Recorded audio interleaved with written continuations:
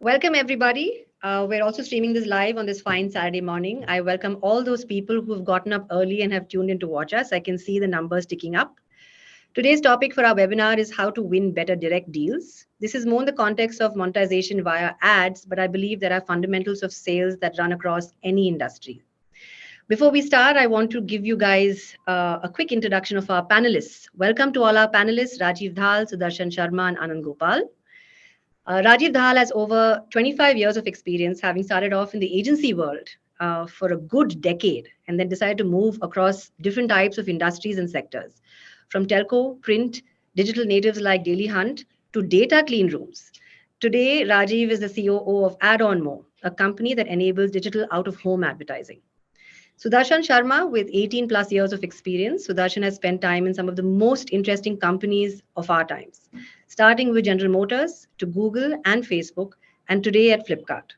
Sudarshan is the Director of Monetization at Flipkart. Welcome, Sudarshan. And last but Thank not you. the and last but not the least, Anand Gopal, co-founder and COO at Voiro. Anand has over 15 years of experience, and the majority of that has been with Voiro, prior to which he was at Sabre.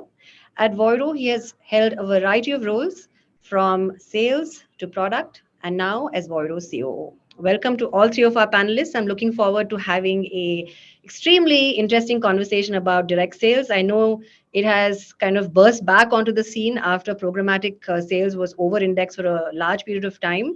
And before I start, would the panelists like to say anything in lieu of their introduction? So first of all, thanks for having us on this webinar. I'm really excited for the next 1 hour, and I think the discussion is going to be very enriching for me as well. I'll also go back with some new learnings. Yeah. I'm looking forward to all the stories that you have, Rajeev, because I last remember meeting you in the Taj lobby. Me and Anand had come, and we had so many stories you told us. And when I went back to your profile to look at what all you have done, it's like you finished with WPP and you said, I'm going to try everything that there is in the market. And you've kept yourself super relevant. And I'm very excited to hear what all you have experienced over that time. I've become a big fan of Moore's law. So it says by processing capability goes up, doubles it every 2 years. Very true. Very true. All right. Anand, do you have anything to say? Sudarshan? Yeah, no. So no. Special thanks to all of you for having me here. And I think as Rajeev rightly pointed out, these webinars kind of keep us also on our toes, right? Because it's not only about telling people what we've experienced and how things need to be done, but also learning how things can be done better. So really looking forward to that, right? So thank you so much for having me. Most welcome. I'm particularly excited to hear from Sudarshan and Rajeev about all the various experiences they've had. It's been a few months now since Kavita and I have been reading and jamming about the great return of direct sales and curated relationships and premium revenue. And I think Sudarshan and Rajeev, through your entire careers, you'll have been in the thick of it. So I'm super excited for the next 45 minutes. All right. So the way we'll run this webinar is that I'm going to throw a question out and then we will go around the table for everybody to pitch in. If in case you find something that your panelist is saying that you totally don't agree with or you totally agree with, please chime in. Like I said, this is more of something where we want everybody to hear the truth. And I'm looking forward to this to being a very interactive session. So without further ado, my first question to all of y'all is that in an age where we have over-indexed on programmatic sales, why is direct sales so important, and what would you recommend is the right time for it in a business, in a publisher world? When do you think it should be introduced, and how? We can start with Rajeev, if you can set the tone, and then we can go around the room. Sure. So see, I'll tell you, the advertiser specifically is now keeping outcome-based marketing objective, which is typically nowadays driven heavily by first-party data. That's at the center stage, okay? And they do have a budget in mind to achieve these objectives, but that's an approximation always done. Now, what and how a direct sale can become relevant is, let's look at a kind of a direct sale also means it can be routed through a partner or without a partner. So from a partner, they're expecting strategic advice and not rate negotiation anymore. Gone are the days. From a publisher's perspective, now coming on to a relationship of direct sales between, say, a publisher and the end principal, which is the brand custodian. From their perspective, the relationship is already seeing a kind of a shift. Earlier, the expectations were limited to maybe exposing their users who are either registered or not registered for seeing some messages or brand communication. Whereas now it's shifting towards a much tighter collaboration, since now the decisions are becoming very data driven. And privacy for user is now more important than anything else. And in due course, just wait for a while, that becomes center stage. Now, without a direct deal and without dealing directly between principal to principal, it is not very easy for the companies to collaborate. Okay, so I believe this is the time programmatic can take care of sharper targeting, cheaper buying, etc. Doesn't take care of ad fraud. That gets taken care by direct deals or direct relationships between the two parties. But more than that, see, that to my mind is a manageable issue. The bigger point is, now, if the publisher is sitting on rich data on user preference and the brand is sitting on rich first-party data on users' consumption habits, now, can they collaborate together? To my mind, theoretically, it can be done through a third-party intervention as well, but that needs to be minimalized only to a platform-limited approach. So I'm okay to work with a third-party mediator that helps me either do consent management or rather maintain privacy of data sharing between the two, but not really giving away my data or its insights to anyone else. Hence, the time for direct collaboration is like a must-have. I see that being the only, going forward kind of a strategy. Right. So it also raises a big question on multiple mediating partners that we all love now and later, but we want them also to revisit their own strategy and relook at their role. Yeah. Yeah. Sudarshan, at Flipkart, Rajeev touched upon this point. Thank you, Rajeev, for that. And Sudarshan, Rajeev touched upon this point of having rich data, first party data, and that's pretty much your calling card. So how do you manage your direct sales and what is your approach to it without really, giving away the secret sauce? Oh, yeah. No, absolutely. So I think, firstly, for me, I think throughout my career, and sorry if this seems a little extreme, but I haven't done anything other than direct sales, right? And let me put it this way. The timing of what we brought to the market as a proposition was always perceived by certain people or entities in the ecosystem as saying, you've come a little too soon. Right. So Flipkart aside, let me tell you, right. So when we came up with, let's say, SEM, right, Google search ads, when we came up with in-stream on YouTube, when Facebook said, you know what, likes, comments, and shares are not it. You need to have, like, as Rajeev said, more objective-based advertising. When Flipkart comes and says that, you know what, we have approximately 200 million, MAUs. Right. I have basically a lot of people who spend time on the platform. I can also show ads using this data to people outside of the platform. I think some of these propositions are best conveyed to the benefit of the brand directly, rather than letting a system or an algorithm take care of what people want. Because what we've noticed is when we leave it in the hands of let's say intermediaries, like as Rajeev was also saying, I think somewhere your USP gets diluted.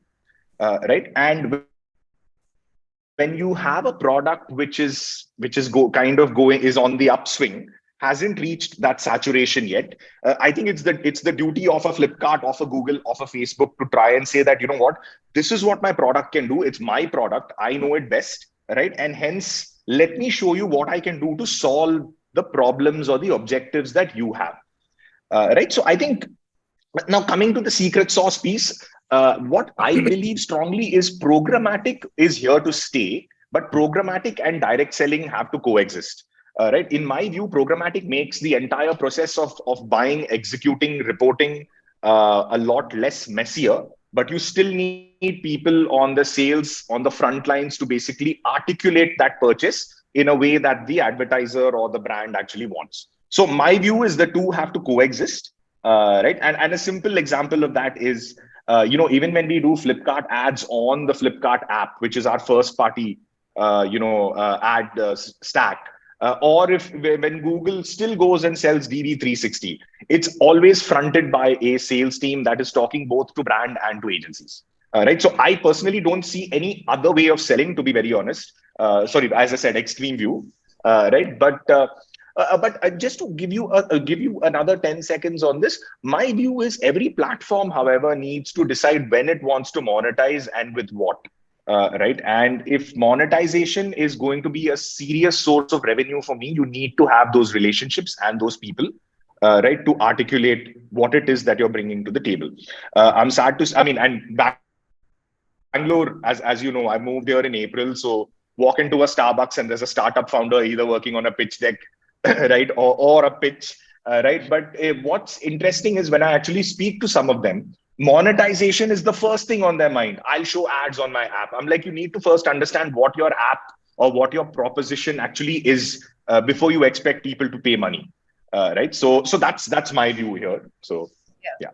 Thank you, Sudarshan, and I completely empathize. We are right next to a third wave on Church Street, and that is also teeming with different startup founders trying to figure out how to monetize. But there's this marked shift, right? Because when we started this company 8-9 years ago, at that point in time, it was build the greatest product, and the audience will come. We'll figure a way to monetize because it was growth at all costs. And now everybody's like, "Paisa kahan hai?" Right? So everybody is figuring out where's the money coming from. So Anand, when we started out Voiro, we walked into a Hotstar, and we were thrown into this mess of trying to figure out how to run IPL, and there was direct sales that was thrown into our face. And over the years, we've seen direct sales kind of change in the terms of how people create leads, deals, what kind of rate cards that they actually invoke, how do they do their pricing strategy. What are the main highlights of what we have seen from a tech provider's platform perspective that you've seen in direct sales? Yeah. So I agree with 2 points made by Sudarshan and Rajeev, and then I'll build upon that a little bit. One is, Sudarshan, like you said, programmatic is here to stay, but it has its place, it has its purpose. And I think Rajeev hit the nail on the head when you said it calls for very tight collaboration. See, what we've seen through the evolution of some very cutting edge direct sales teams that we've had the pleasure of working with is that it's deeply collaborative to a point where it's actually a very evolving role. Like what used to start off as just a salesperson being able to go out there and make a pitch and have a conversation. Today, we've seen some of the best direct deals involve a product manager, an ad tech expert, sometimes involve someone from your legal team, because you really want to move from selling inventory to selling an actual solution where you get to the bottom of what your customer wants. So the one thing we've seen in terms of an evolution along this front is that even the folks on the front line, the folks from the sales perspective, have an evolving skill set. They are more consultative in nature. They are more solution oriented. They have a technical skill set. They have to have the ability to go toe to toe with the buyer to truly understand what they can do with their audience, their data, their tech, as well as what is coming from the buyer side. Because at the end of the day, it might be high touch, but it unlocks very premium deals. And today it's calling for everybody in the room to become an expert. So we're also witnessing this evolution of the salesperson itself to become far more technical and far more consultative in nature. Yeah. Yes, it's a good segue into my next question, right? All of both Sudarshan as well as Rajeev, you guys are leading teams, and Rajeev, you are you've set up teams over the last 25 years of your career, and Sudarshan, you're also setting up your team at Flipkart. And what Anand just said, touched upon about the type of individual you're looking for at this point in time. You can't, and you're looking for people who already have relationships in the market and have had some level of solution selling. What is that? What has changed over these last years that you're looking for in people today who can actually win in this direct sales world? We can start with you, Sudarshan. Sure. No, very interesting question. Because I think the thing I ask myself every day is that as a sales guy, how can I, prevent myself from becoming a dinosaur in the next 5 years, right? And which is why I think it's important to stay abreast of what's happening in tech because it's moving so quickly. But no, I mean, very valid point, right? So I think, Anand also mentioned this in his piece, is that nowadays sales is so much more than just a sales guy going to a client, right? Having a cup of tea, saying, this is my product, this is my proposition, and walk out after, by closing something. It's now become a lot more complex, obviously, right? So when we look at how we are adding members to the team at Flipkart, the first bit is there has to be a clear predisposition of understanding the ad tech world, because it's become so cluttered and everybody has a USP that they think is gold. Right. So how do I best articulate that and understand that from a perspective of what the client actually wants? Right. So the second bit, which is very important, is we need to also have team members. By the way, all this comes in addition to the main key ingredients that a salesperson has to have, right? Which has been the same for the last 50, 60, 70 years, 100 years, if not. The second bit, if you ask me very clearly, is do they understand the entire measurement suite, right? Of how actually I am driving value for the customer. Right. I think rather than saying, I call this traditional digital buying, right? So here's you go to my xyz.com page and you see a banner on the right, right? And I'll give you impressions, I'll give you clicks. Nowadays, it's more about not just outcomes in terms of how many form fills did I get, etc. But it's also, and we were discussing this yesterday, it's also about things like standards. Right? Does your proposition meet moat standards? Does it meet by the way, there are some FMCG firms that have internal metrics for viewability, right? When I'm selling video. So the point is, I need someone who not only gets the basics of sales, right? But there's got to be analytics.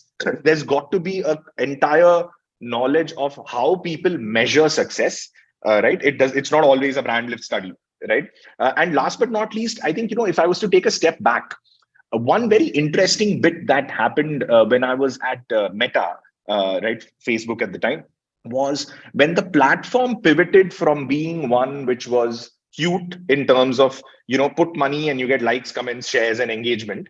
We pivoted completely to an objective and outcome-based strategy, right? Which is why Facebook now is in the billions that it is in India. And one very important ingredient there was, does anyone who's joining sales understand creative?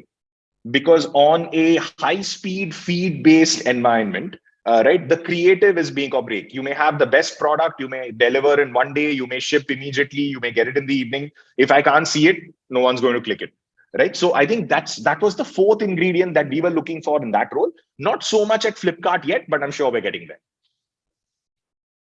Yeah. Makes sense, Darshan. Thank there's you. A lot in Yeah, I know there's a lot to unpack in there, and I'm hoping that people who are like listening to this have like taken down notes if they are like newbies or wanting to figure out how they can upskill. Rajeev, you are in a completely different space right now, right? AdOnMo is digital out of home. I started looking at digital out of home, with a different eye altogether, because down the road on Church Street there are different types of little hoardings that are around the corner.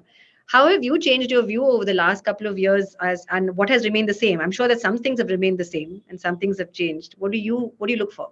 No, so I'll tell you, fundamental level, the first principles don't change. Okay. And there is only one word which is now driving publishers and their salespeople and everybody. That's accountability. I think accountability at every stage is becoming extremely critical. Now, accountability in terms of when I'm promising something to a brand or an advertiser, do I am aware of the whole thing or not? Is my narrative clear or not? Do I understand, like Sudarshan mentioned very rightly, the end goal as well? Because it's not about closing one deal. It's about moving towards a consultative scenario, which means always on or whenever required on kind of a scenario. That can only happen if I am well aware of what will be the expected results and what could be the desired results. And I've done expectation management. Again, very much a subset of accountability. Do I understand measurement? So let me give an example, a very interesting example on how we measure success. And because this challenge comes up in DOH as well, a lot. So DooH, to very quickly put the way we are positioned, is it's an amalgamation of digital advertising, connected TV, and out of home in a very unique place within residential societies, or you can call it as place of interest. It is residential societies, it's gyms, and all high touch point areas, especially targeting the media dark pockets. Media dark pockets nowadays are not media dark, advertising dark pockets. Earlier, advertising dark pockets used to sit in UP and Bihar. Now they sit in elite communities because we are all going behind paywalls. We don't watch any ads. So that was more like a little bit of plug for AdOnMo as well. But coming back to the points, accountability for salespeople is at center stage. So I don't think it's a discussion that should you be consultative or should you be just closing a deal. I think it's a must-have. You will be redundant if you don't move towards that direction. So it's more than knowledge. It's now moving towards attitude. So people who are willing to learn and willing to adapt are moving faster. The average age in my organization is right now 26. Okay, now so that speaks volumes. Okay, and so that's your entire career, Rajeev. That's your entire career. You're reminding me of my. You're wise. You're wise. So that's what is happening. And by the way, let me also add another thing, which is the younger lot and the fresher lot is way open to the idea of they don't have learning, so there's no unlearning that happens. They're moving fast, they're adopting things, they're willing to learn, they're willing to challenge their limit. So we have a team of around 150 people. In Bangalore, we hired freshers from Christ College. Okay. Now, this was a strategy recommended by one of the city leads. He's an amazing talent within our company, sits in Bangalore, and he was damn confident.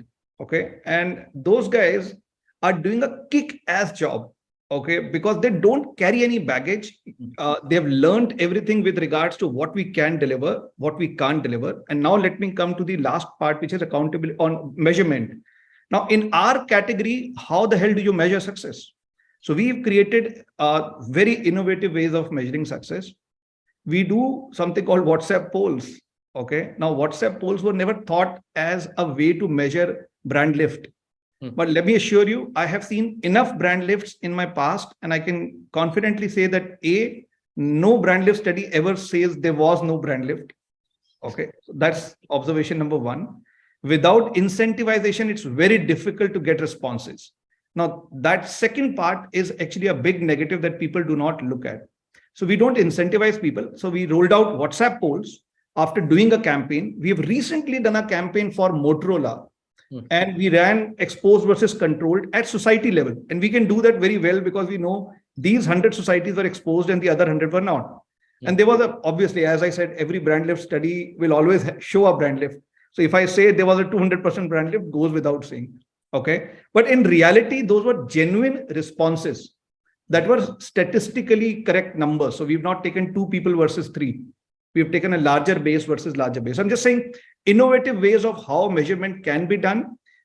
As we speak, we are working on tracking the users through SDK based approach from their residences or their place of interest where they work on to retail outlets. It's a very tall experiment that we're doing. It's not so easy to achieve, but we're trying to work towards scenario of what are the new ways of measurement. Okay. So I think nutshell, accountability of a salesperson, accountability of a publisher platform is now going to be the most critical reason to select a partner versus reject a partner. So Anand, what do you have to say about accountability and the publisher platform? Because we've seen so many salespeople go through Voiro. We've seen attrition. We've gone to different companies where we've implemented Voiro, and salesperson from publisher X is at salesperson publisher Y, and we're like, man, what is this attrition that goes on in this industry, and how does accountability finally get managed, and how have you seen it grow? And also the innovations that we see within the ad world, has that changed for you over the years that you've seen with our customers and the people that we partner with? Yeah, Rajiv, I think I loved your example about how you brought about that accountability using a unique framework, right? I think we live in an interesting contradiction because direct sales is always associated with the word relationship. It is a relationship game, but relationships are now become necessary and sufficient, right? If we are entering an environment where there is a regulatory framework that's going to hit the entire industry from a privacy standpoint, and you couple that with the fact that we are going to enter some sort of a recessive period for the next 2 to 3 years at least, every single person has to go well above a relationship to be able to land repeat business, because that is the beauty of direct sales, that you keep solving, you be innovative, you be accountable, and that's how you get business to come back. It's not about one campaign or the other. It's about maintaining that and proving that accountability. And so I think what we've seen is there used to be a time where salespeople had this sort of T-shaped skill set where you could yap about everything else, but you could do one thing really well. It could either be a set of relationships you bring or a certain type of sale that you're really, really good at, or maybe you're excellent at sports, one of those, right? I think that skill set itself is going to have to change because, like both Rajiv and Sudarshan said, the fundamentals of sales have not changed. That always remains. The basics are there. But today, more than ever, you're looking at the entire chain that is under stress because every single buyer wants more and more and more and more and more to come out of existing dollars before they invest more dollars into their budgets. And so it's very important for a salesperson to also understand and drive the economic incentive that the buyer that is coming from the buyer's perspective. And so what we found over the years working with several salespeople across the industry is, one is salespeople are always this crazy breed. I've never encountered anybody like that in my life. But it's also, there's a very clear band of salespeople who are a class apart, who are able to truly understand this and realize that relationships are necessary, but you have to keep winning it. You have to keep winning it. You have to keep winning. And that means being innovative every single day. Because once you're at the top, it doesn't seem to last very long because buyers also are far more empowered today. Yeah. No, that's true. And one of the things that I was reading about and noticed as well is that our buyers have changed, right? Our buyers are now millennials, and there are some of them who've never even seen a linear ad in the past or have been born to a screen that was, touch enabled and so on and so forth. So the people who are actually buying media today also have really become different. So this is one of those questions for Sudarshan, right? In the way you sell today versus the way you were selling when you were at Meta or at Google, has that changed? Or and I know there is innovation for the sake of innovation, but have agencies and advertisers start asking you different questions? Do you feel like salespeople have to up their game to make sure that they are able to address this new breed of buyers? Oh, absolutely. I think, just to index, by the way, Anand called me the crazy breed. So yeah, so we that unfortunately or fortunately remains the same, right? But I think what he mentioned very clearly is the relationship piece only gets you a foot in the door nowadays. Right. In the old days, that was enough. And by old days, I mean like 2011, 2012, right? Times move fast. What has definitely changed over the last several years is the questions that are being asked once the sale is completed and the deal is executed, right? And of course, the commercial terms, etc., are all on paper so that everybody agrees before you sign out. If you ask me, the one biggest change that has happened is what is the outcome of this engagement, right? And when you talk about the outcome of the engagement, there are a couple of things. How well, and sorry to use the word campaign, but for instance, what has my campaign delivered in terms of real business results? Right, you mentioned millennials, etc., coming in, the other generations after that, all those alphabets. I think what is very important is to understand that when we started off with digital advertising, right, I remember having this conversation with a very senior person at Google as well. If an X brand were to shut off all of digital marketing on a particular day in 2011 or 2012, it would not make any difference to even a single unit of sales. Today, we are super critical. If you shut it off, you're finished. Right. And hence what's happened is that criticality of engagement, right from the CMO to the CFOs to the CEOs, the questions more are, what are you doing to make sure that you are business critical for me? Right. And which is why a salesperson has to go above and beyond and say, you know what, here are the numbers, here are the metrics, here are the analytics. So the questions are obviously a lot deeper. you need to do your homework. You can't wing it anymore, right? That's absolutely critical. Yeah. So Rajiv, your thank you, Sudarshan. Your currently what you're selling today in itself is an innovation, right? The whole thing, what you're trying to disrupt with out of home and bringing digital to it, and you're like that intersection of CTV digital as well as hyperlocal is something of even a mouthful when I say it. How is it being received in the market? And how are your salespeople actually sort of stepping up to that plate? And how are you coaching them in that process? Let me, it's a fantastic question, and good that you're asking this question. So basically, as you said, this media itself is right now a line item of innovation. Okay. Now we don't have too much of competition, and we are the category. We are trying to build the category itself. So now consultative approach becomes mandatory for us, very, very critical. So to a Motorola, the approach was they launched a new magenta color, because magenta is the color of season. They launched a new magenta color phone, and our promise was that okay, it's going to be available at Reliance Digital. So how do we make sure that a message is so specific that people are driven to that particular Reliance store? So we mapped every single Reliance retail, and we did a density mapping of our screens, and identified around 54% of their stores were we could offer them our services. We ran a campaign and we saw that 200% visible uplift, and we don't cook numbers because that doesn't help us. Now, this was a completely different way of looking at it. What have we sold here? We have sold a concept of every screen can carry independent messages. As simple as that. So all screens were carrying messages that were tailored to a particular society, to a particular cohort of people.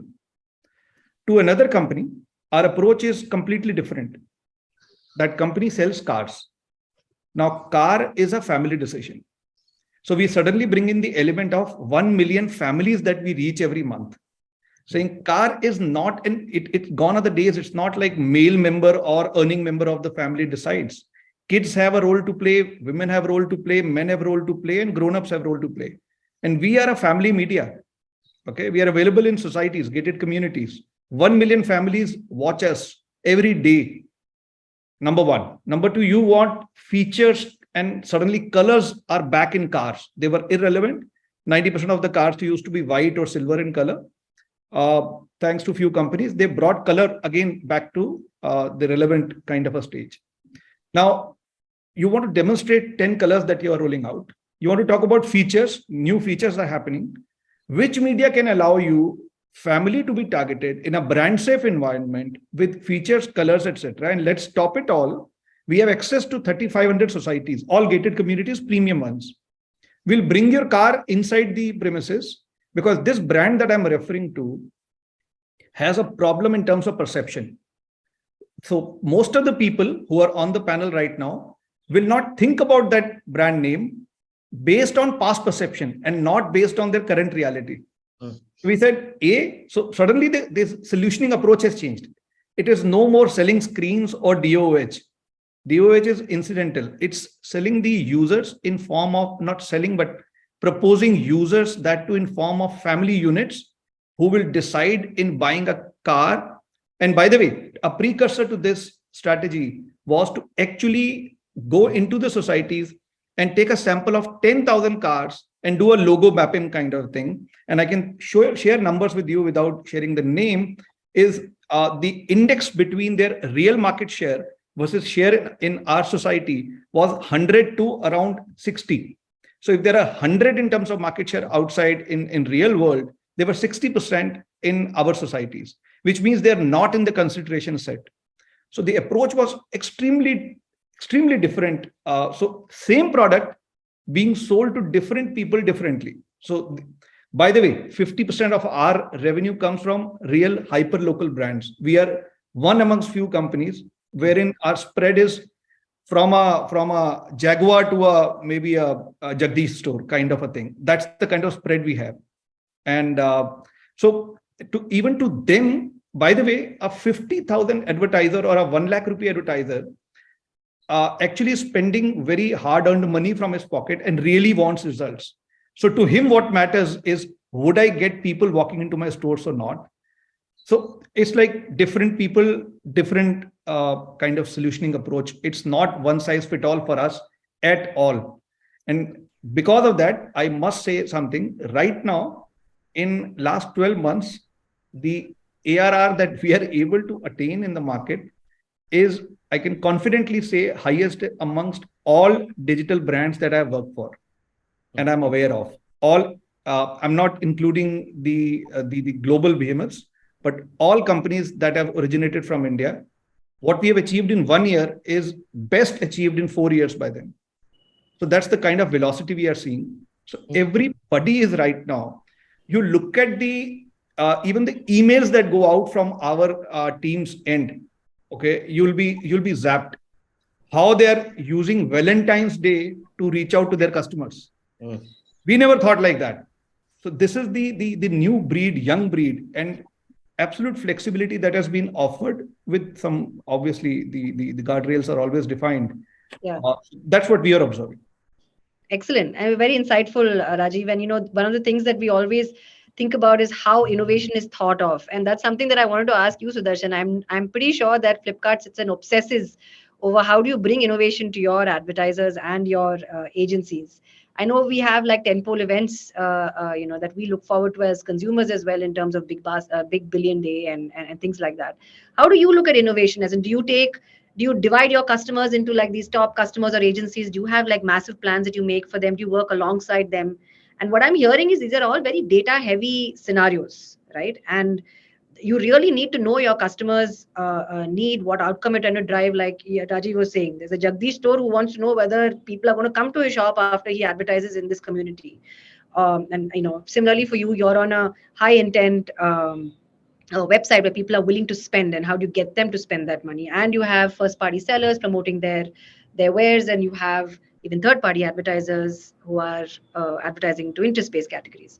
So how do you go about driving your team to think about innovations, and what do you guys do? Are there rituals that you guys follow? Is coaching on a daily basis? Is it something that you guys structure? How does it happen? How does sales coaching in general happen, and how do you address that value for your advertisers?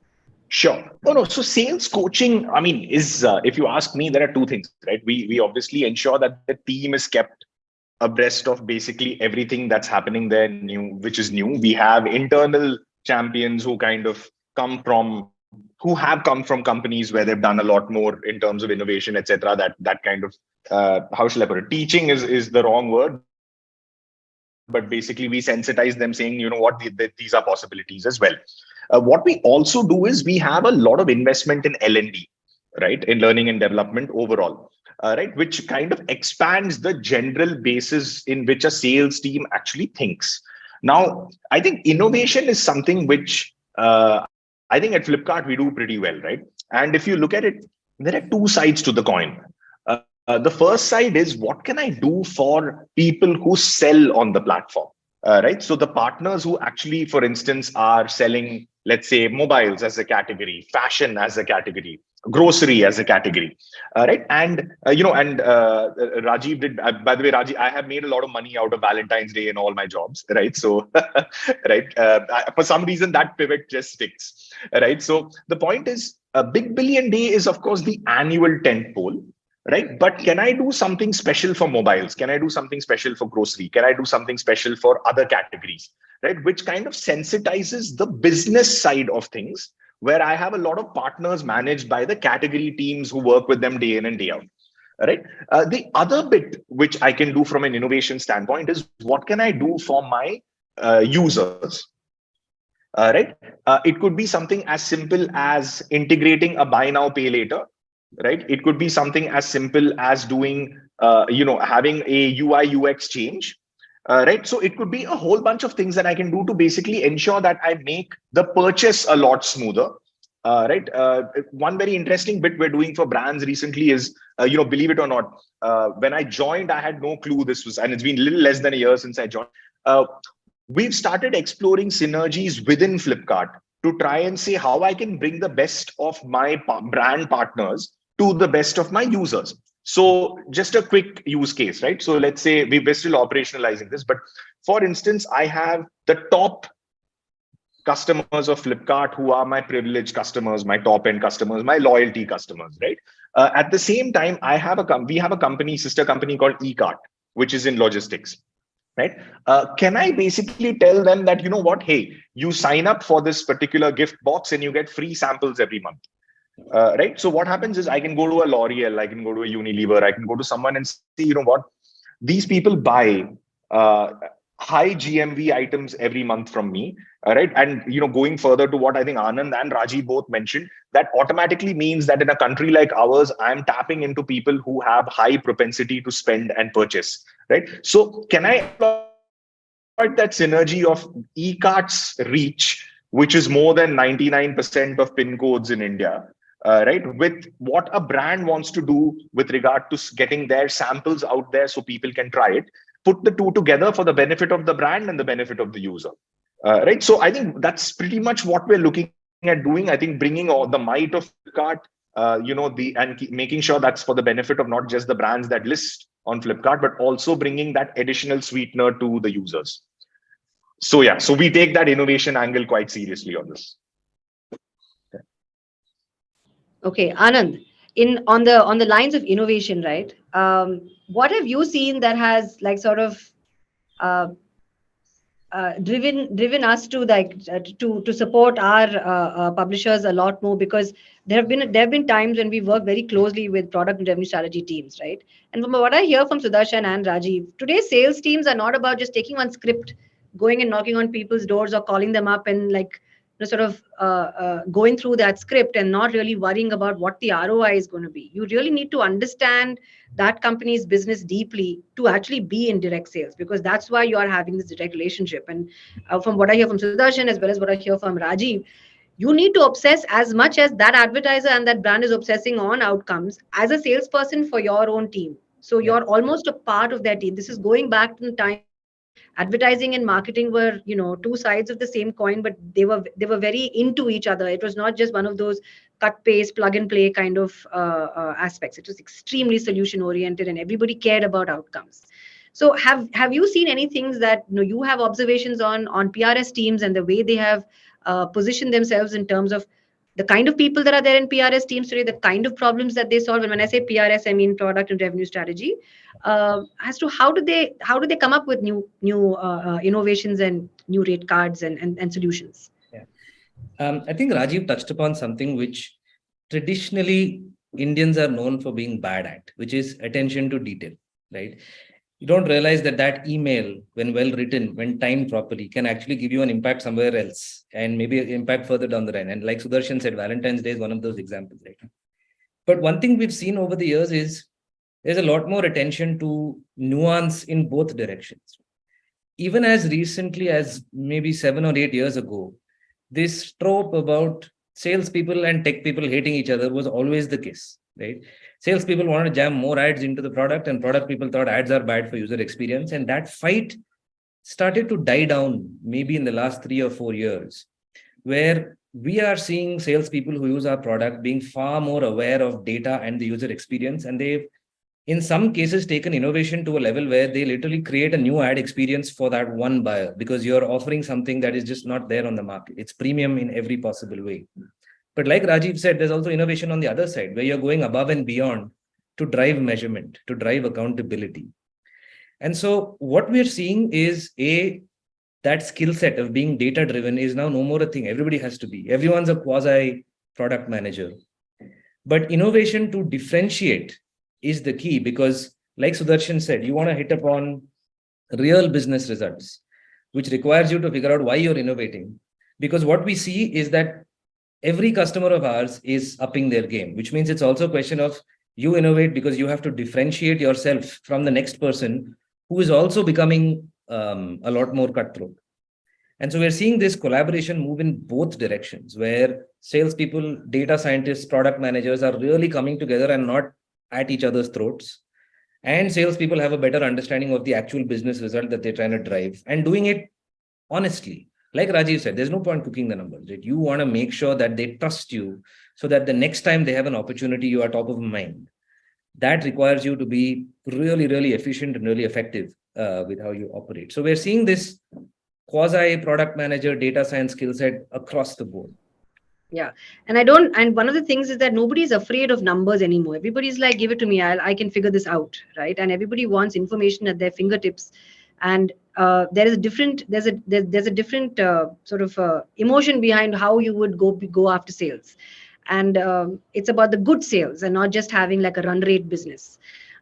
Speaking of run rate businesses and good sales, and we're talking about all what's been happening today. I want to spend the next 10 minutes talking about where you guys see the future going, right? And you both of you are leaders in your own right, and from a sales perspective. And I'm sure that you have business plans and AOPs that run into 3 to 5 years, and you have various various things that you are looking at, so disrupting the horizon.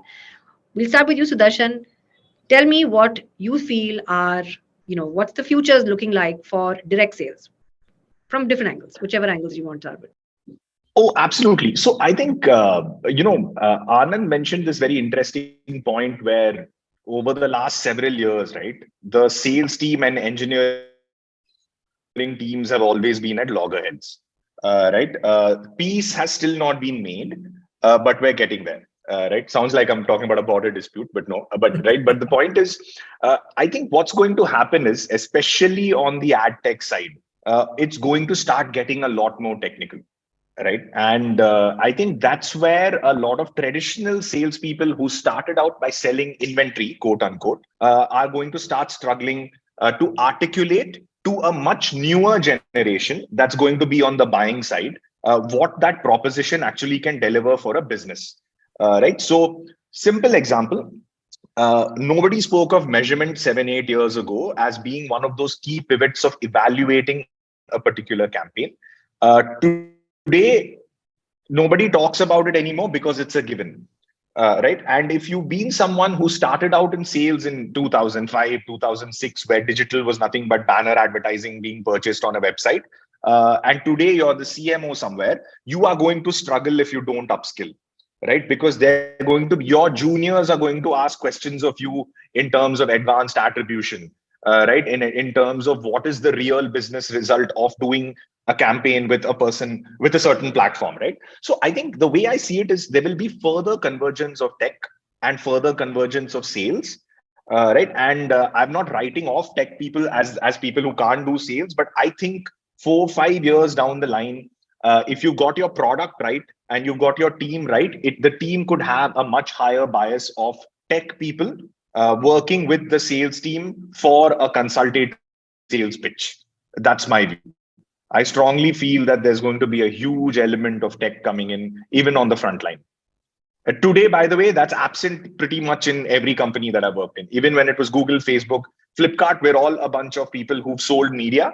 Right. And whenever we call upon the tech team when things go extremely right or extremely wrong, right, I just think that the frontline sales team will now be comprised of a very, very good mix of sales guys, right, and tech people.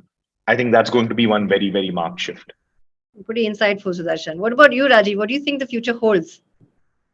I've got a few things to say. One, I think the organizations will understand that manpower is not the solution to every problem. So if you look at Indian organizations, you'll find they've got 1,000 salespeople and they've got 800 salespeople. So I think efficiency at an individual level, that accountability or headcount wise revenue, which Sudarshan, you are already in your previous organizations and even now you are used to, but most of the media organizations still don't bother. It doesn't matter. Hire as many people. There is a problem in AdOps, hire 200 people. Doesn't matter. So I think so that's one thing which better changes. Have limited number of people, better quality people, and let them do a good job. So to my mind, that's a first. There's more like an organization level that manpower is not the solution to every problem. Naturally, data, insights, accountability being center, all those things, that narrative will take center stage. It will become an outcome first approach positively. There is no, so it's like a good product manager once upon a time used to think of analytics first and build the theory behind, saying, okay, fine, pehle main reports banata hun, then we'll see what is to be done as an input. Same is going to be an approach on sales as well, saying, okay, this is the outcome. What do we want? What is an objective of this campaign itself? It's not about only media selling. So outcome first approach, data first approach given. With regards to structures, there is a clear shift that I have seen and I believe should happen. Gone will be the days of regional managers and then second tier and third tier and fourth tier and fifth tier. It will move towards a scenario of individual contributors and flat hierarchy for sure. People cannot afford to have those kind of structures. Those are ineffective and inefficient structures. So from a HR perspective, that seems to be looking like the future. There will be suddenly an appreciation, better appreciation for something very critical that somehow doesn't come into priority: consent. Do you have the consent? So that's never been discussed so far. And so salespeople potentially will also start appreciating consent from various things. So soft one, the consent to even show the ad to someone. Is the platform taking that into consideration? Do I have consent to show X kind of category? If I visualize 3 years down the line, it will be not talk of I've got millions of users. It'll be I have 2 million consented users who are right now in the market to buy a car. Because users technically will have the control to see and get exposed to what they want and when they want. Theoretical right now will be practical soon. Okay. So that will be a shift, saying that, okay, consent suddenly becomes a critical element of sales. One secret that I want to share is, vis-a-vis many other categories, digital domain has been, taking care of remuneration better than other industries. And let's not forget, we're all humans, because of which the quality of talent they're able to attract is much better. So now it's becoming a kind of a cyclical approach, which will further mean that it will only dominate. To me, digital right now is 70% of our AdX, whatever agency reports might say. Okay, the reality is very different. And there's a reason for that. If this industry offers accountability, if this industry pays better to people, gives outcome-based approach, data-driven approach, you will be able to attract the right advertiser, right people to work for it. So it's moving in a very unique direction going forward. So those are my observations, or kind of what I feel will happen in due course. Data first, outcome first. Manpower is not the solution. ICs, individual contributors, flat hierarchy, and appreciation for consent. Yeah, Thank you, I think. Thank you, Sudarshan. Go ahead, Sudarshan. Go ahead. I think Kavita. Yeah. No. Just one. One quick point on the structure, which Rajeev mentioned, right?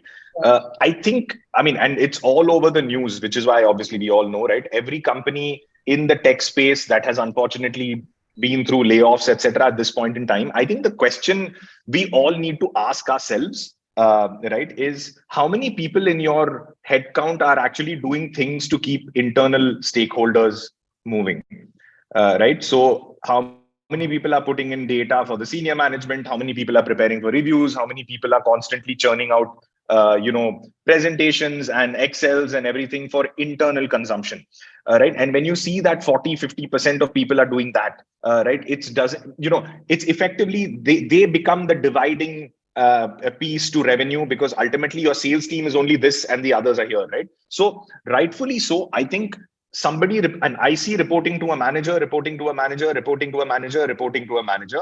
By the way, this was structure in one of the companies I worked for before, not taking any names. My question is, everybody above is just there to review, right? So I think it's going to move. HR is going to become a lot more accountable in terms of what is the value add I am driving for the organization with every additional person I'm putting there, right? That's the first bit. I think the second point I also feel is there's going to be an era of convergence, right?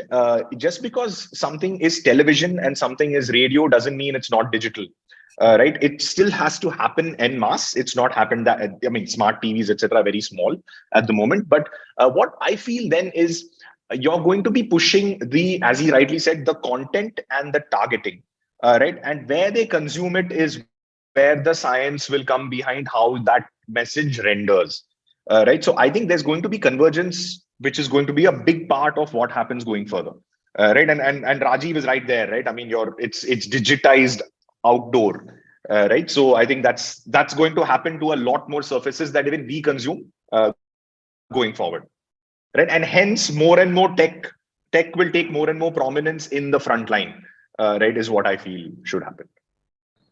Now, interesting that you say that, Sudarshan, with tech taking more and more prominence in the front line, because I think that was what programmatic wanted to do. They wanted to take a lot more power away from direct sales, but a lot of things got oversimplified, hyper indexed, and then there was a lot of loss in value because of that. And I think people are trying to claw that back right now to make sure that premium inventory, as well as solution based and consultative based, outcome based selling, where you are focusing on the right kind of outcome, right? Not just some kind of a low ECPM, or trying to use a wrong platform to drive a performance advertising. There's a lot of these things that need to be corrected, because every platform has its own place in the entire media plan in itself, right?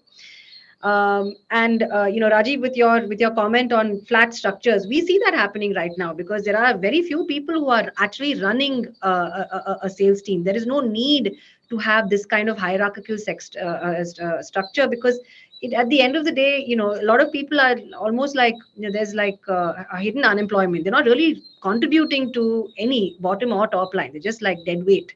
It's wrong for them to do it, even from their career perspective, because there's no growth there, and it's terrible on the company because it's dead weight as well. And so, Darshan, to your point of people losing their jobs around the world, it is sad, but it is also a new start, right, where people can do a lot more.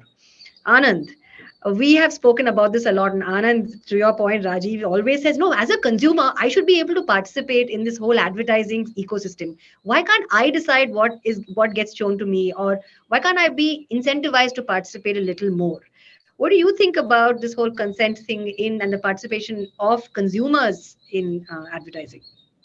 So I think if I were to put down my bets in the next 3 to 5 years in anybody's business plan, I would think about two things. One is, I think the broader version of what Rajiv said around consent is, there is going to be a regulatory framework that hits everyone, and it will go terribly wrong a couple of times before it somewhat fixes itself. Policymakers will get it wrong.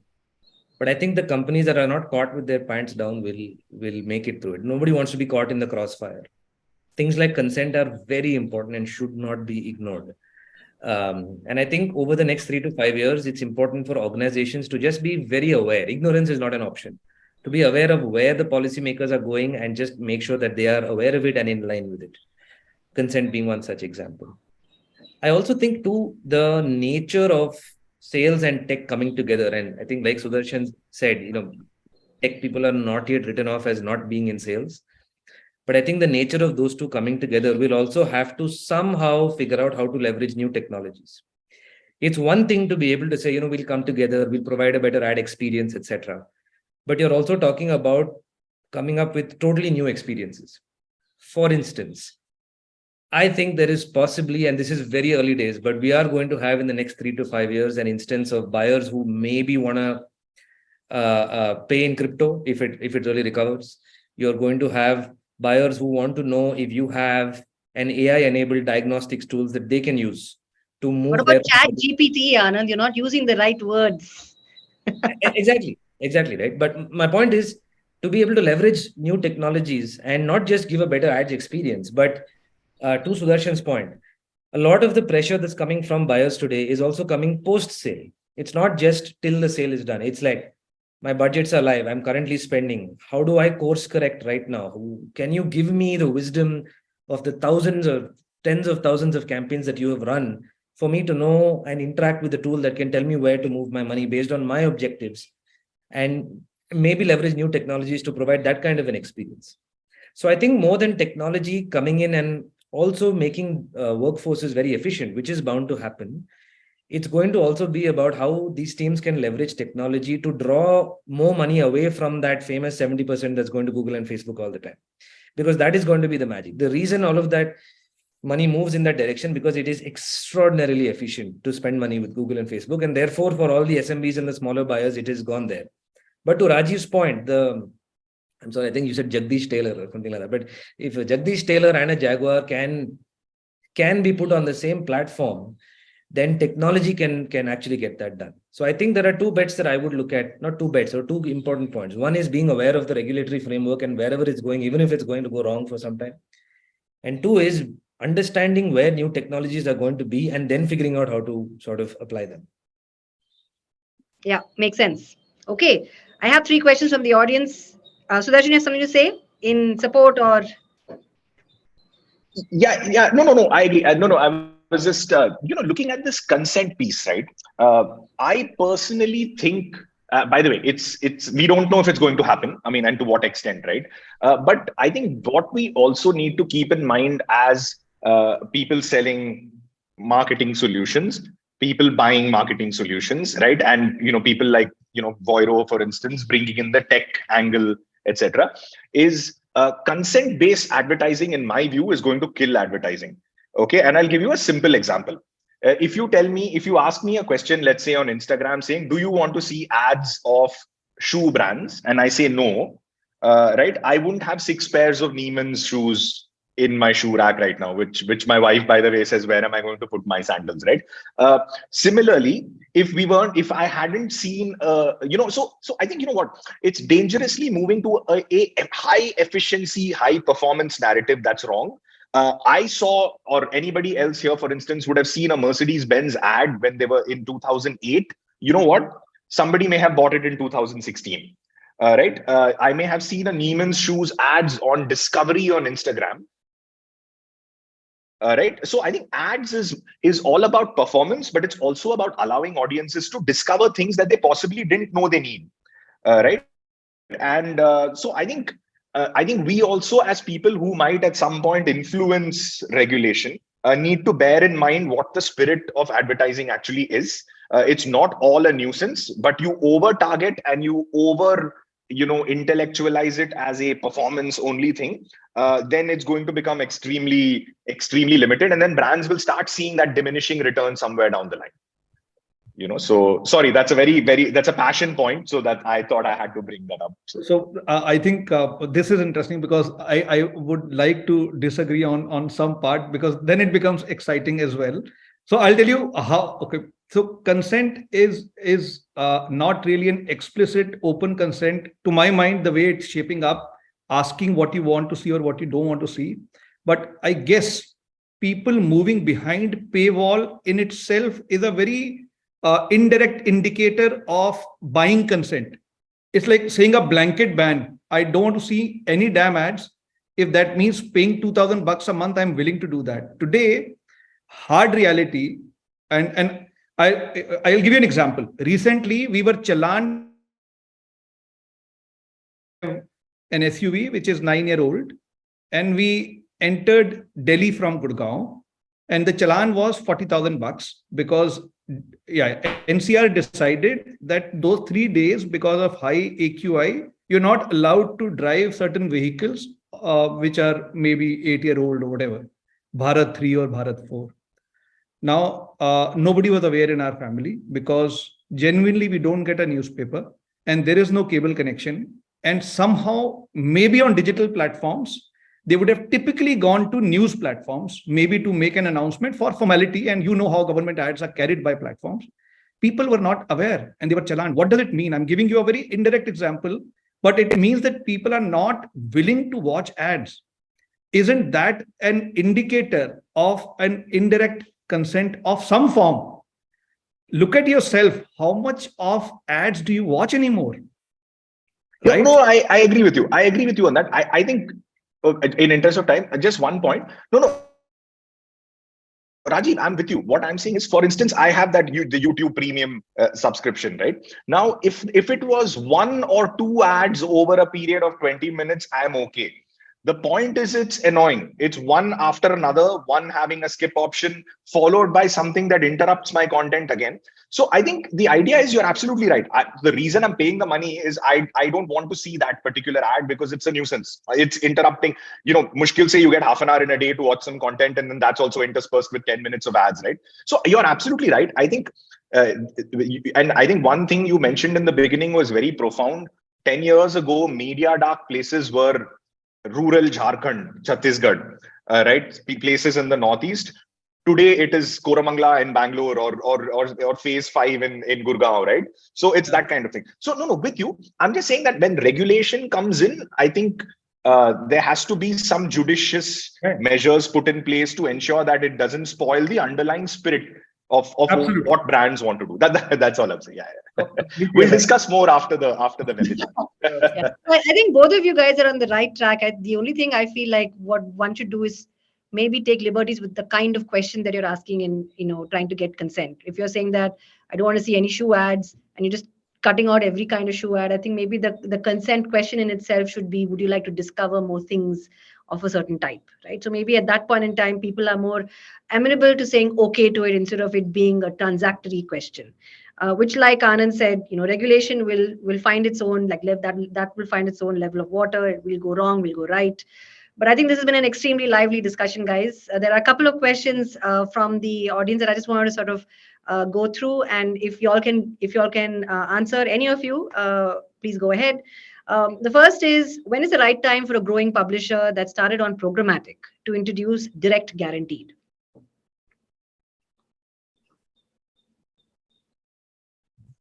Sudarshan, do you want? Okay. So Kavita, the question is when should you start programmatic? No, you're on mute, so I can't hear you. When is the right time for a growing publisher that started on open programmatic, right, to introduce a direct guaranteed, which I'm assuming would mean having relationships with an agency, making sure they're opening up the pipes to them for them to book? Is there a particular critical mass of inventory or premium inventory that they need to be able to achieve? Like, if you were advising a company to say that, hey, what would you get as a outcome from direct guaranteed versus programmatic? What is that company should be looking forward to?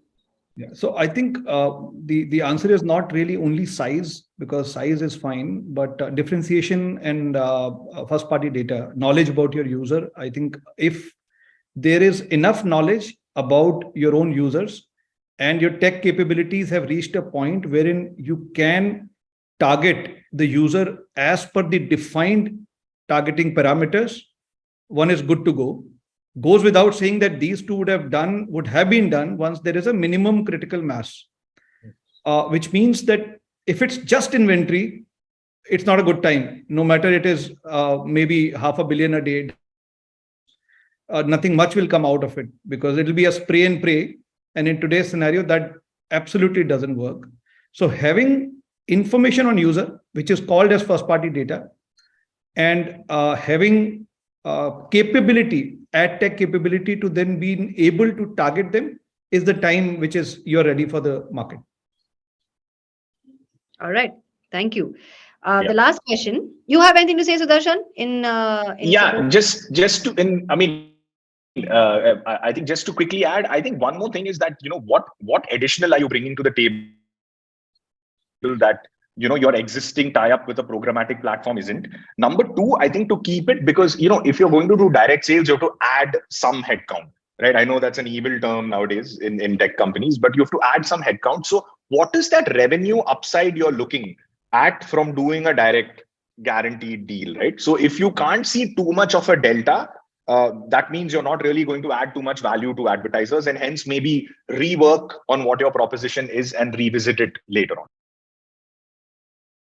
Okay. All right. Last question.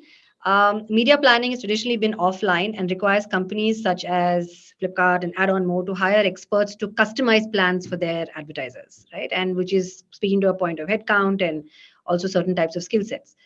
What, if you were to dream out aloud, right? What is the tech that you want to make sure that either these people are supported or you don't have those many types of people in itself, to make sure that you're addressing the need for advertiser solutions?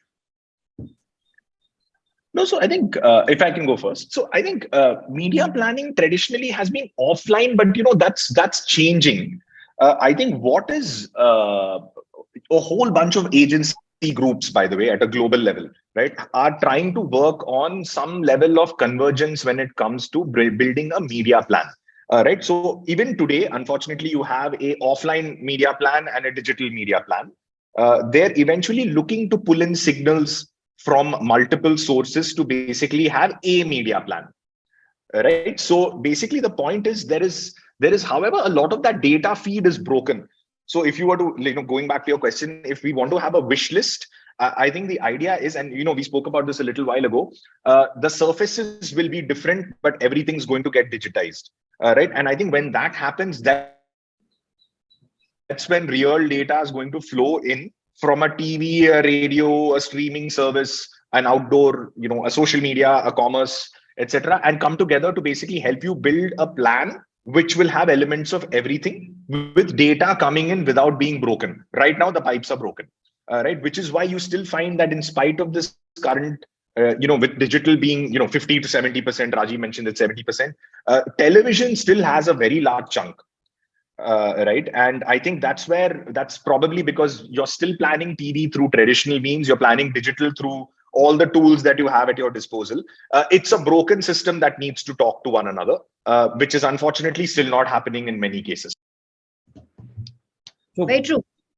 And I have a comment from Sadiq Sheikh, who also says that we should do things like making sure that we understand where a client is spending, because things that got us here will not get us there. Should be more innovative and client response centric, which is basically what you guys have been talking about this whole time. So thank you, Sadiq, for that comment. Rajiv, you have anything more to say?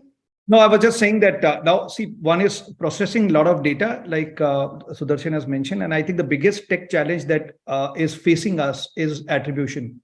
On how do I find out if I've taken a media mix of some sort, which definitely there'll be too much data that manually it can't be processed. Hence the need of technology at the initial level.